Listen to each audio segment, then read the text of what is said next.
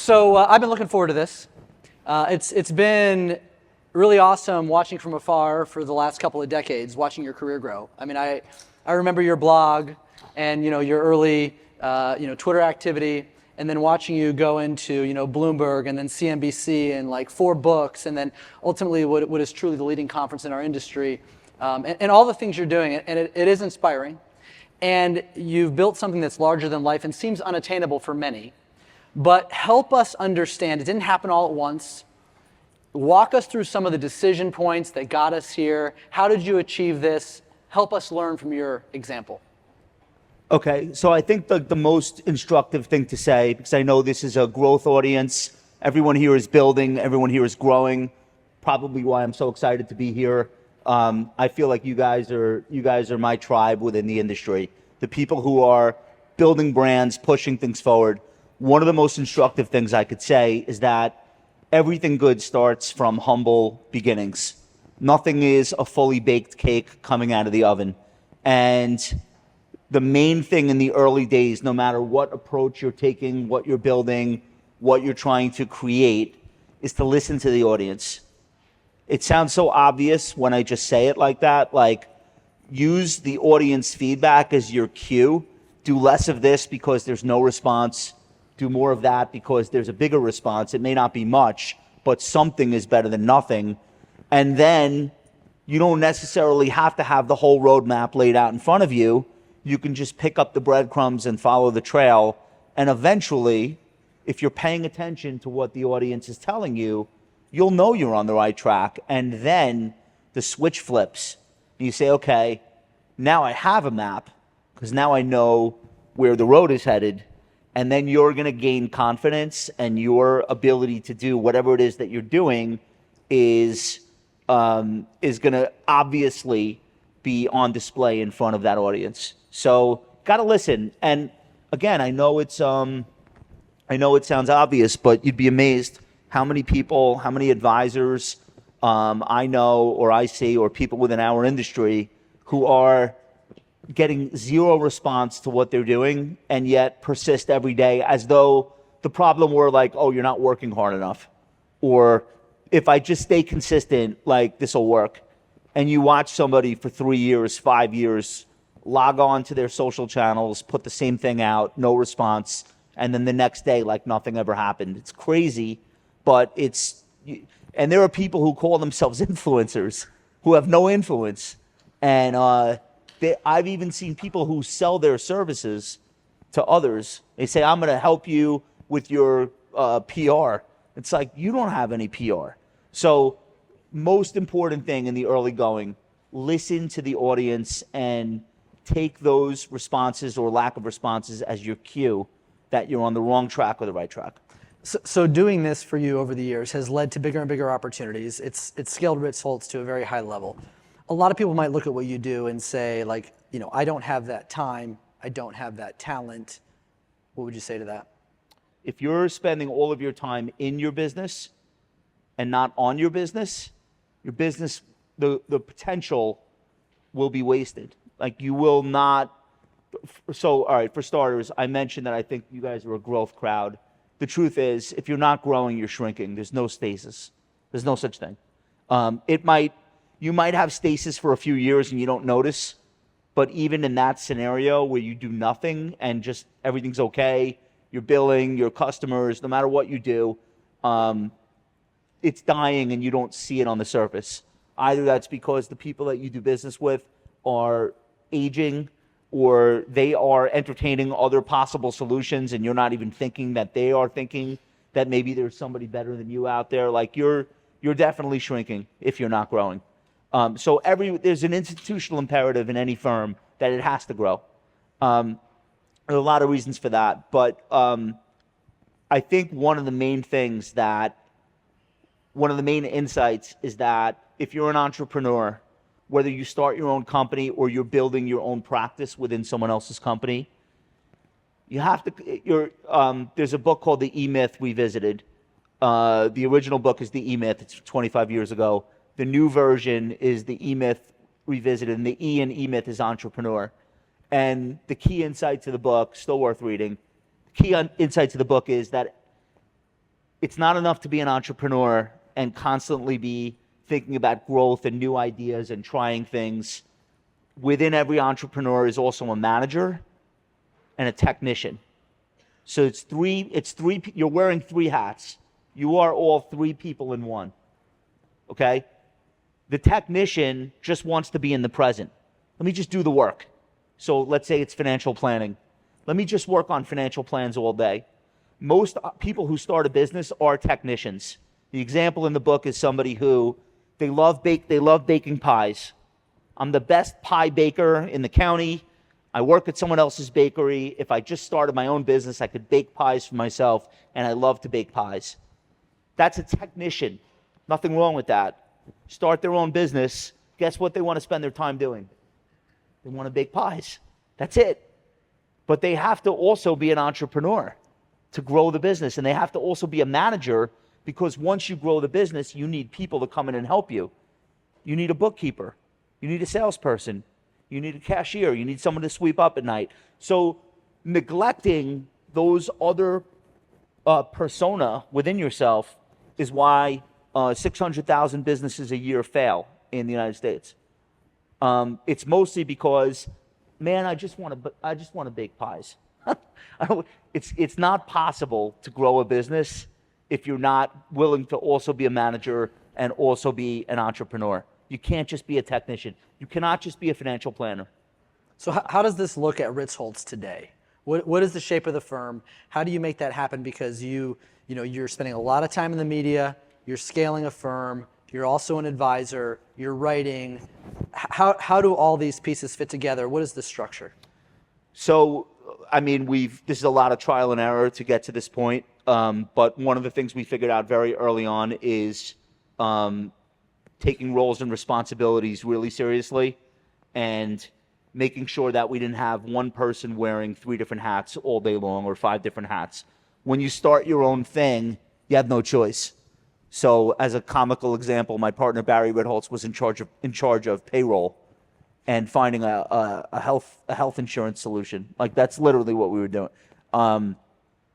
My head advisor, my head of wealth management, who was talking to all the clients, was also the head of HR and the head of compliance. Like, ridiculous things like that, because this is what it was. In 2013, we launched a firm, and we spent 3 of the first 5 days printing out Morningstar office client statements and taking turns running to FedEx to send them out. Okay, nothing wrong with that. That's the early days.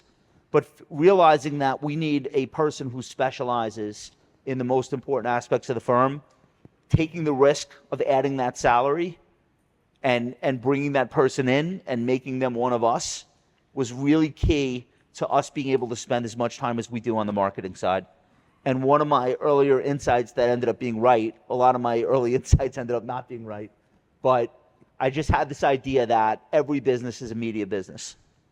A lot of firms say, well, we're a financial planning firm and we do a little bit of media.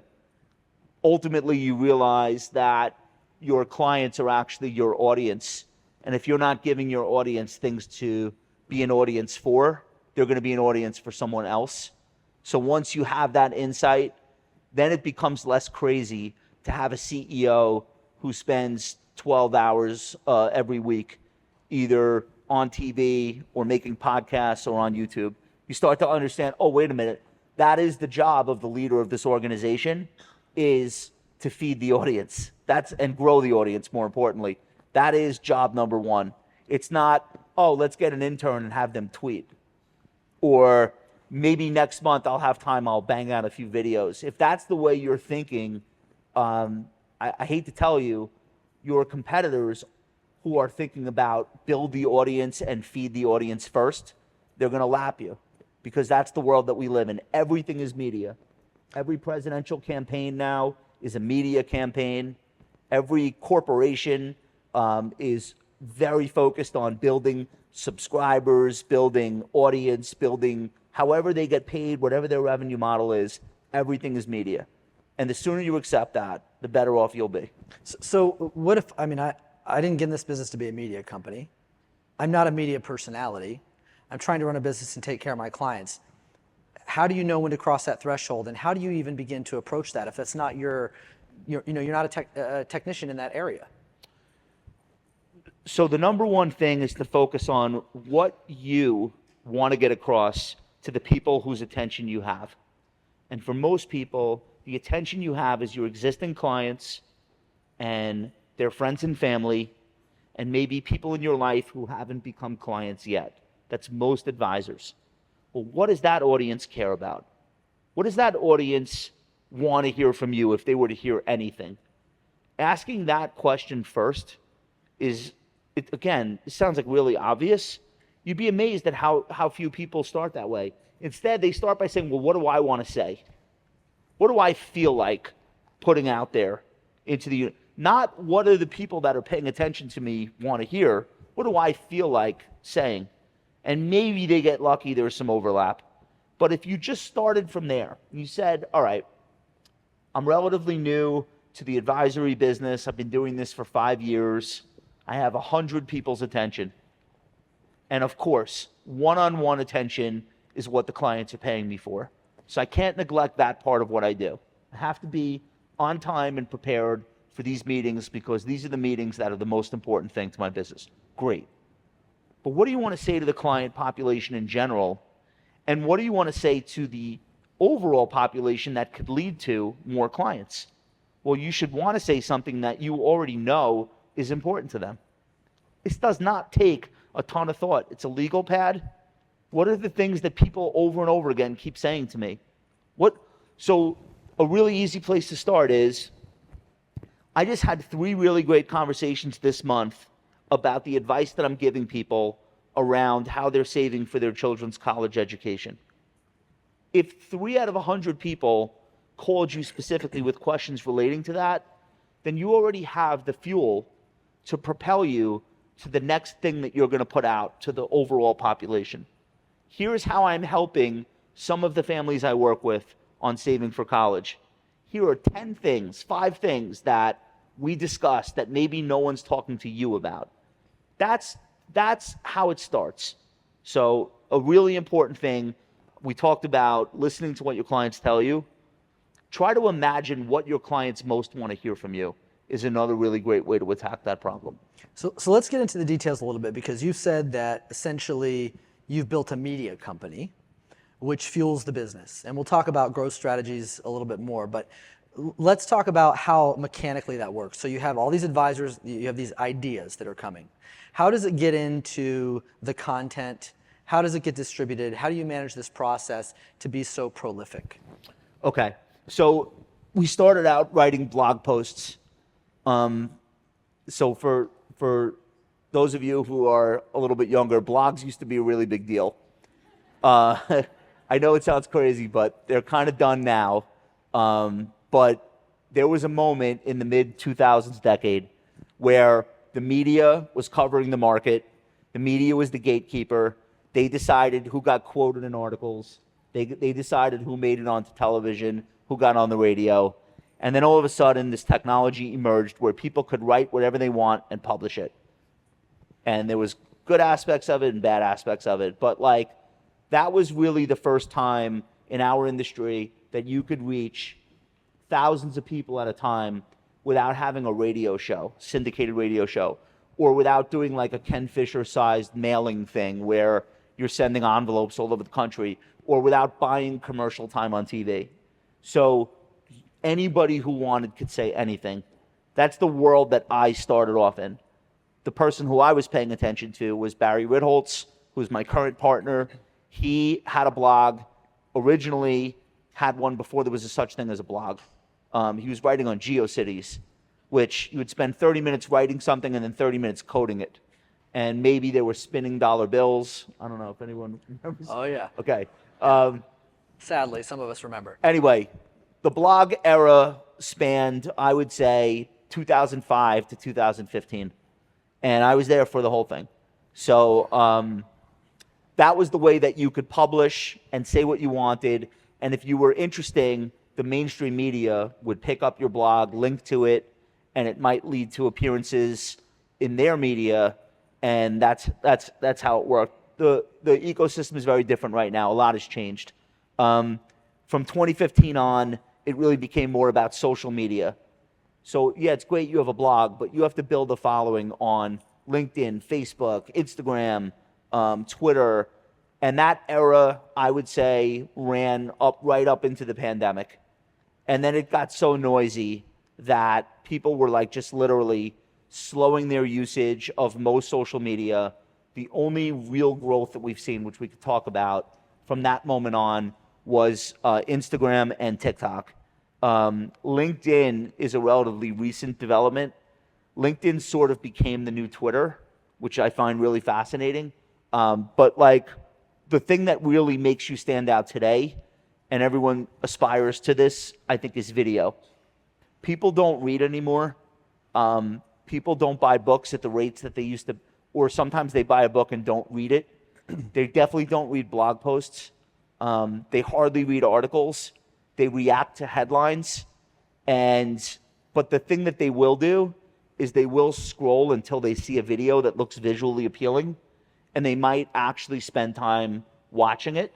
And if you're really lucky, you can translate that into getting somebody to subscribe to a podcast or a YouTube channel. And the act of subscription is so powerful because that's somebody saying, I give you permission, the platform, permission to send this person's stuff directly into my inbox. And the email inbox, undefeated for attention. If you want people's attention, email is undefeated.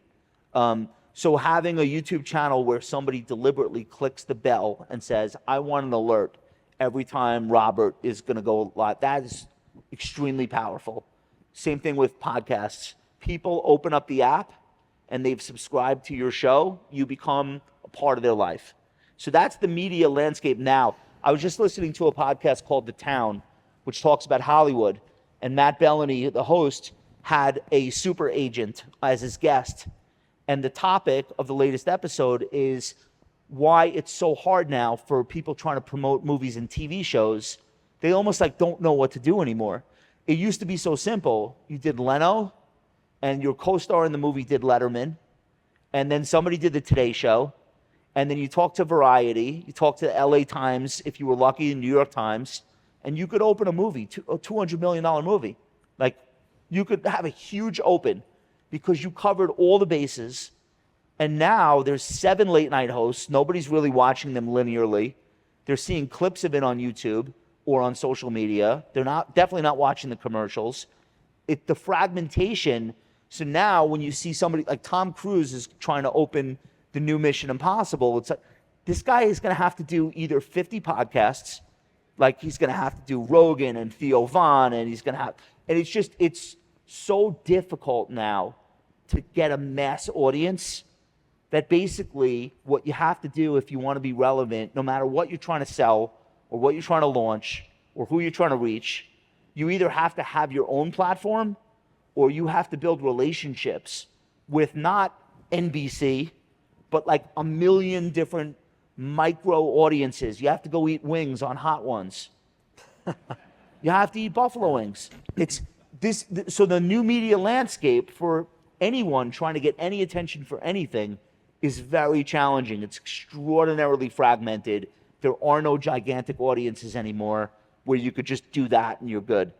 That's a really big example. If you shrink that down and think about our space, financial media is so tiny. But even within that tiny financial media ecosystem, there are so many micro and nano audiences. It's really hard to navigate and figure out how to break through. One of the things I've observed about your content, particularly the compound, the podcast is both visually appealing in the videos and prolific in the amount of clips that you publish of the videos along with the audio version of the podcast. I'm really interested in knowing how your performance breaks down, how important the video is, how much effort you put into the visual aesthetics in the office, in the studio. Even the thought, like I noticed sometimes, like the way the whole team looks, the appearance of it, the edgy vibe that it has. And I just wonder, like, how much thought do you put into that, and how do those different channels perform? What are you seeing?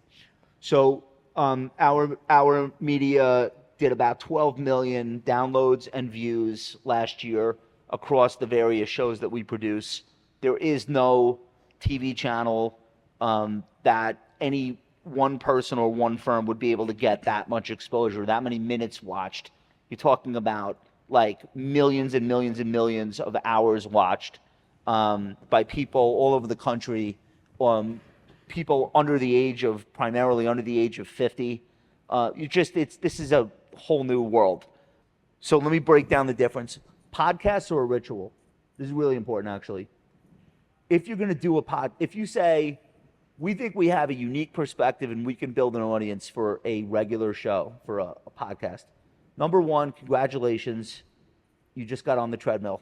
You can't ever get off. Because a podcast is a ritual for the audience. What do I mean by that? Whenever I meet somebody who's a fan, they don't just tell me that they listen all the time. They tell me what they're doing while they're listening. Nobody is sitting in a chair like this with AirPods in, listening to a podcast. It's like a psychopath, right? Can you imagine? So I listen to you guys when I run. I listen to you guys on my morning commute. You put it out Tuesday night, I listen every Wednesday morning. I listen to you guys while I'm on the treadmill. I listen to you guys on the weekend when I'm, taking care of my property, whatever. It's because it's part of their ritual. And so that's why it's a treadmill, because they basically make an appointment. They know my show comes out Friday morning. The Compound and Friends comes out every Friday morning, as it will this Friday. Come hell or high water, we're gonna hit that drop. Friday at 5:30 a.m. We're gonna hit it. We record on Thursday at 3 o'clock. My team works all night. They get it ready to drop the next morning. And the people that make it part of their lives, they're waiting for it. And if I don't drop, or if I go 2 or 3 weeks without dropping, you guys, what do you think happens? You think they don't mow the lawn? You think they don't commute to work? New podcast. Yeah, what else is out there? So if you're going to sign up for this, if you're going to get any traction and build an audience, that's what you're signing up for. And I will tell you, being the voice in someone's ear for an hour every week for 52 weeks, you become one of the most trusted people in their lives. And the results of that, financially, if you're not just the voice in their life for an hour every week, but you're actually somebody whose help they need, they're not talking when they come to you, they're not saying, oh, we're just interviewing a few firms. It's like, I always told myself I would never hire a financial advisor except for you guys. My father passed away. He left me $9 million. I have no idea what to do. I'm so overwhelmed. What do I do? That's how we're building our business. We're not renting clients from Schwab and Fidelity. We're not. I don't sidle up to people at charity galas. I'm not at regattas. Like, we are building an audience, turning the audience into fans, turning the fans into clients, and we're building trust. And the thing about that is, 99% of all the people who pay attention to our stuff will never become clients, and we have to be okay with that. The 1% that do, that's the goal. So, last thing I'll say on this topic: there is no blog post or video or like TikTok or hour-long YouTube thing or TV appearance. There is no silver bullet content where you do this amazing thing and people are like, I want to hire a financial advisor. What actually happens is catalysts occur in people's lives that you have nothing to do with. So I got a promotion at work. I sold my company. I'm getting a divorce. We're having our first kid. Good things, bad things, health scares, whatever. That catalyst is the thing that makes somebody say, I think I need to talk to somebody now. Ooh, I'll call the Red Holtz guys. I love those guys and gals. I'll call. I was reading this blog post and they're so smart and blah, blah, blah. That's how that works. I know people spend a lot of time like, what's the perfect content? No. How do you build trust with an audience? How do you feed people with valuable insights and information on a regular basis to the point where you become the default option the minute something in their lives happens and they want to reach out to someone? That's the game. It's a game with a really long tail. It requires a huge upfront investment, and it requires a lot of belief, a lot of faith, like this is going to work, because there will not be results, probably unless you're so incredible that no one's ever seen anything like it. This is years and years and years of commitment to get to the point where, at our firm, for example, every week there's 30 to 35 people reaching out. So you can do the math over the course of the year. Of those 30 to 35 people, 2/3 are $1 million plus households. We're about 76. We're 76 employees. We're about to break $6 billion in assets. It's all organic. We don't buy it. We haven't bought any advisors. We haven't written any trailing 12 months production checks. Or the whole thing is the audience saying, "Wait a minute, I need help. I want to talk to you guys." Yeah, I've heard you say before that if you don't know where your next 200 clients are coming from, you don't have a business. Yeah. I also know that you are a supporter of Finney. I believe you're an investor and advisor to Finney, if that's the right. Yeah. And of course, they're watching Money in Motion. They're trying to identify those events and prompt advisor outreach. Everything you just said is the antithesis in a way, because you're saying by the time that happens, it's too late. You've got to be in their ear way ahead of time. So how do you see, there's a land grab for all these tools now, taking the data, surfacing these opportunities and saying, okay, now advisor, reach out and win that client. So how do you reconcile these two things in terms of a strategy? So I think that there are people who have built amazing firms all over this country, and I meet them at events like this, and I'll probably meet a few today. And what they're doing for clients is so special, and their areas of expertise and their dedication and the amount of time they spend with their clients and the wins that they've racked up for the families that are relying on them. I'm always so inspired, but one of the missing ingredients for a lot of these people's businesses is just lack of awareness.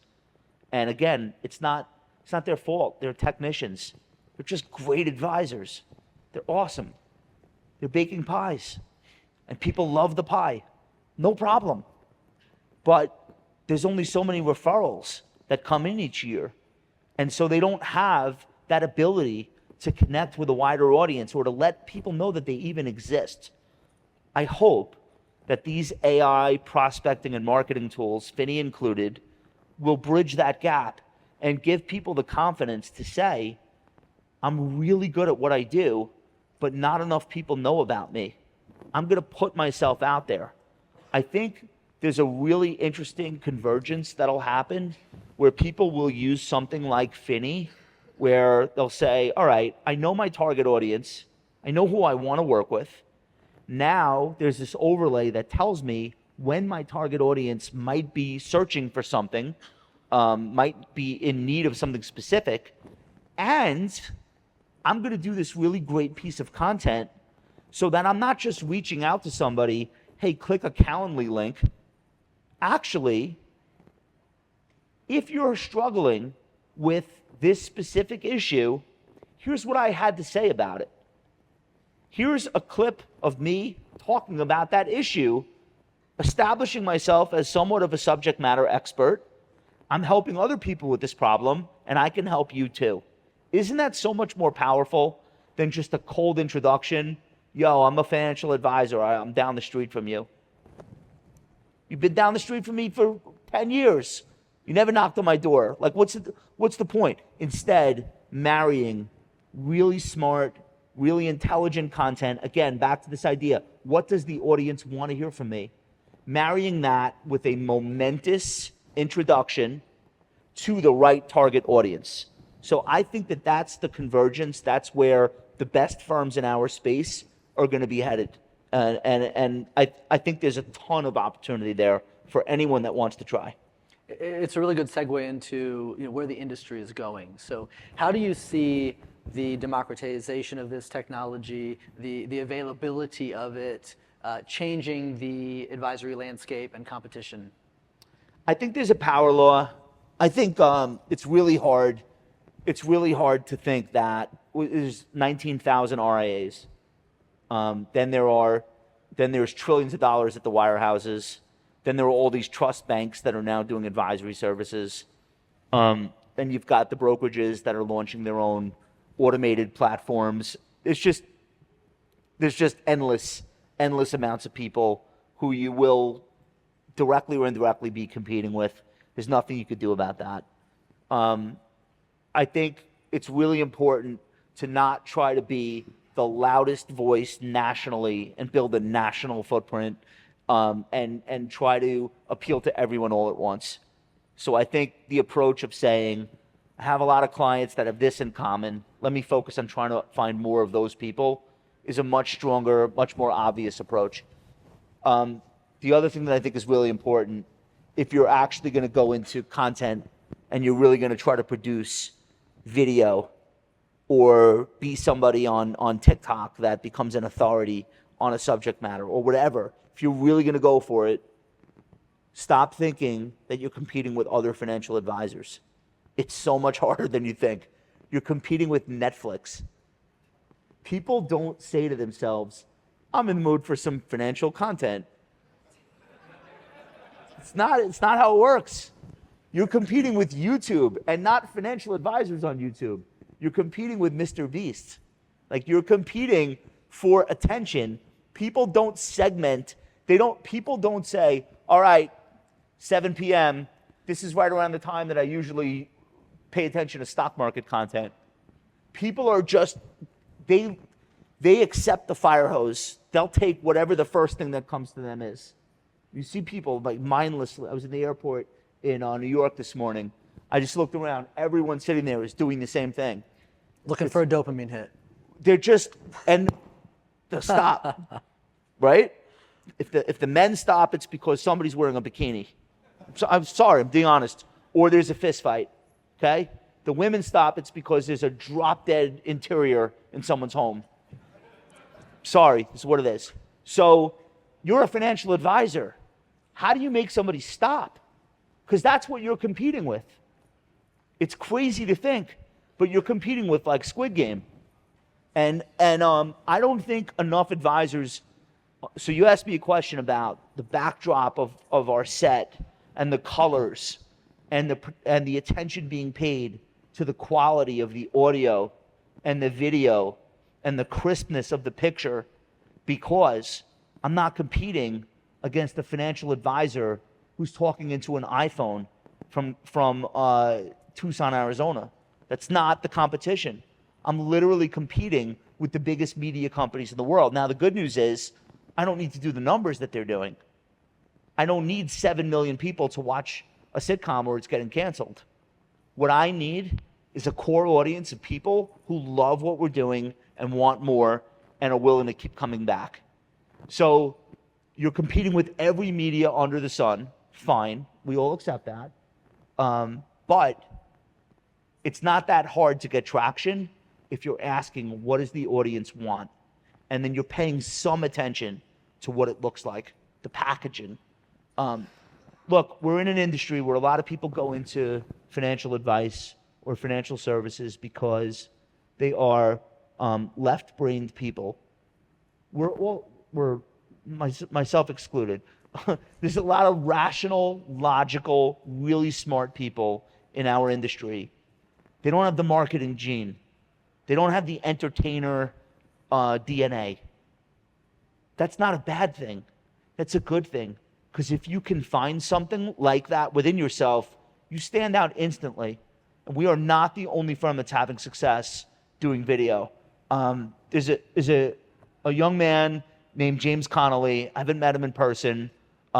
He's based in California, not LA, somewhere out in the suburbs. He's doing an incredible job on YouTube. He found something within himself where he gets in front of the camera. It's a solo shot on him. It's not like overly loaded with like editing and visual effects and all this stuff. He's talking direct to camera, but there's something about the way he's speaking, the financial planning topics. He's really good at titling his YouTube videos On YouTube, titling is more important than anything else.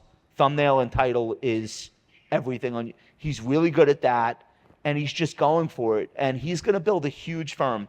I see his LinkedIn updates. He's hiring. He's building. It's Is that not Root? What's that? Is that Root? Root Financial. Yeah, Root Financial. Yeah. So I don't know these guys at all. No, they do a great job. They do. Love to meet them, but like, look at their YouTube channel. The titles. It's a great $3 million. Is Yeah. $3 million enough to retire on for a 60-year-old? That's the title.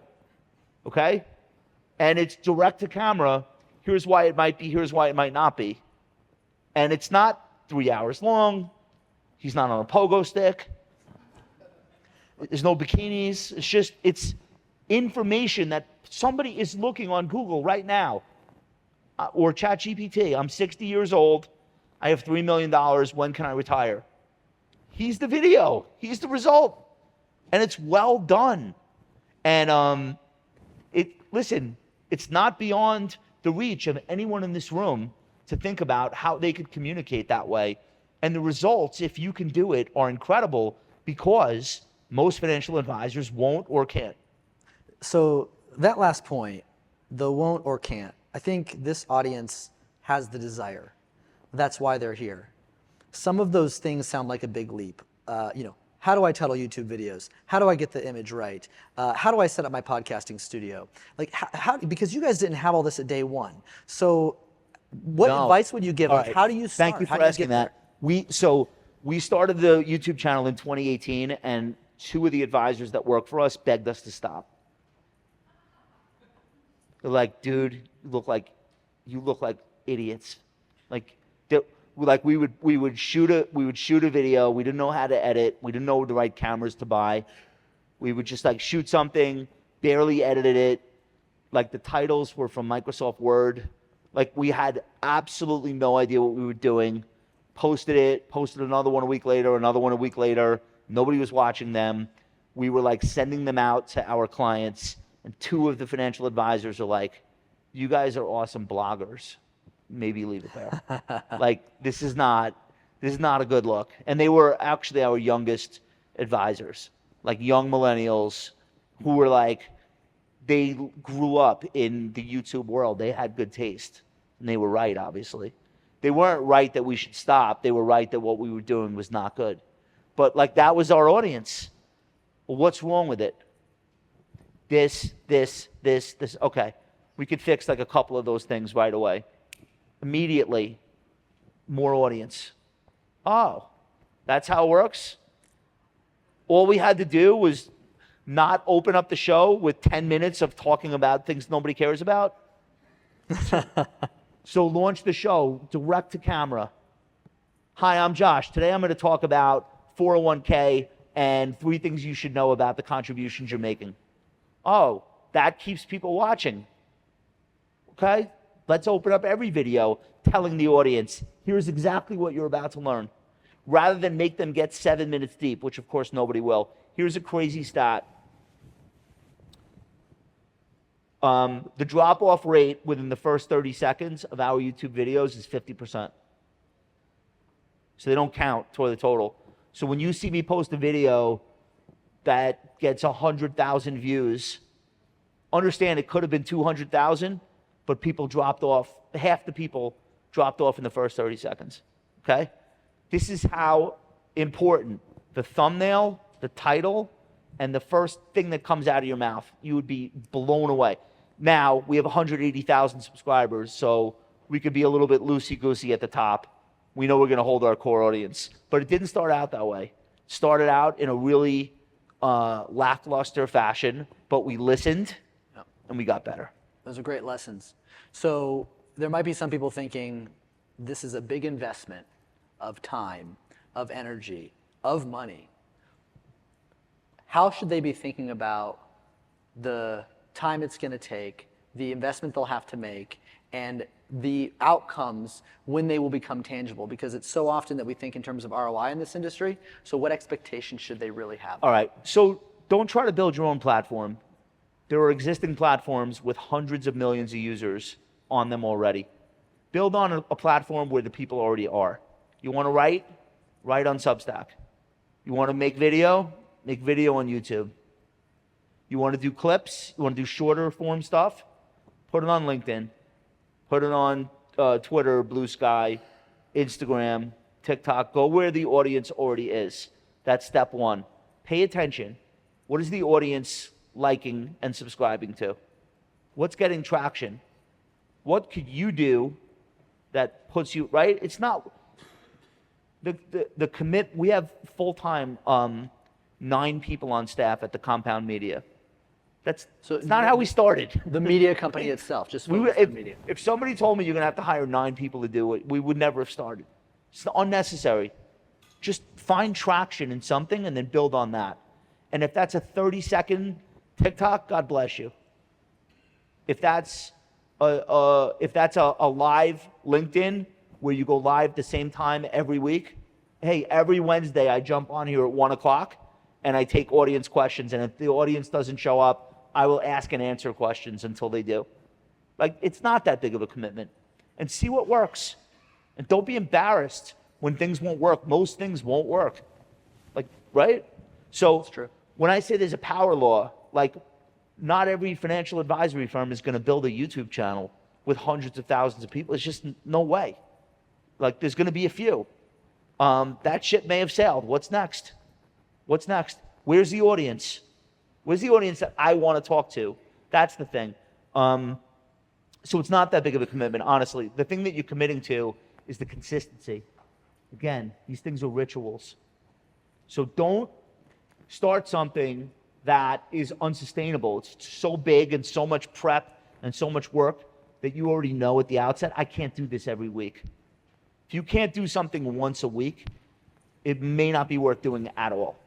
So think in terms of what's a light enough lift that I would be happy to work on it each week and I could carve out the time.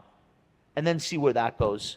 Don't worry about the commitment of trying to build a media company. It's not a realistic aspiration, and it's unnecessary, quite frankly. Yeah, it's great advice, Josh, and I absolutely know everything you just said is true. For the audience, as we conclude here, everybody wants to grow. If they're walking away from this and saying, Josh said where I should really start if I want to drive growth is here, what would be your number one recommendation? What do you think your current audience wants to hear from you? Where do you need to go to find more people who look like your current audience? What can you do on a regular basis that will keep your audience interested in continuing to follow along? And then how do you translate that into business? Very, very, very, I'm not saying the answers are simple. I'm saying those are the questions to start with. And try to answer those questions. You'll be amazed how few people even start there. People are like, I got something to say. Where's my, here. Blah, blah, blah, blah, blah. Did anyone ask for, like, but that's the I know, because that was me on Twitter 10 years ago. You know, like, it's an easy concept to wrap your head around. There are people who already have these questions that you have the answers to. How do you let them know that you exist? Well, you've done an amazing job showing us how to do that in real life, explaining to us how to do it here. Thank you, Josh, for your insights. What do you think, everybody? Josh Brown? Thank you, everybody.